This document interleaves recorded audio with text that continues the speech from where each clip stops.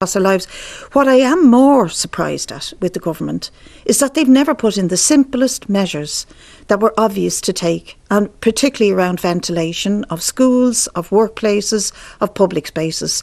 It doesn't cost a king's ransom to ventilate public spaces and buildings and schools and classrooms in a way that will protect people from passing viruses to each other. They haven't done that simple measure.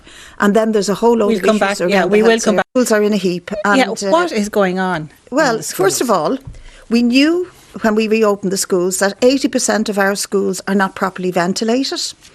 Most schools were given some, but not every classroom got a monitor for CO2 content. None of them got the filtration system that doesn't cost a king's ransom, that could have been provided to them. And all classrooms, at least most classrooms, are overpacked. The pupil-teacher ratio in this country is a disgrace. And the INTO, every year they come to us pre-budget submissions. It's all about reducing the pupil-teacher ratio. And in fact, it's worsening because I have principals screaming at me every day, we cannot get substitute teachers. We need to get access to substitute teachers and they can't get them. This is From personal dealings with teachers, big part of the problem is the overcrowding, because most teachers spend a lot of their time trying to keep disruption from creeping in on the lesson.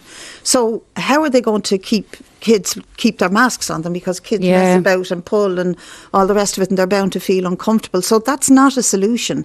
And ventilation is going to let's be go back a very, to very important solution. Euro. The classroom would do a good job. €150.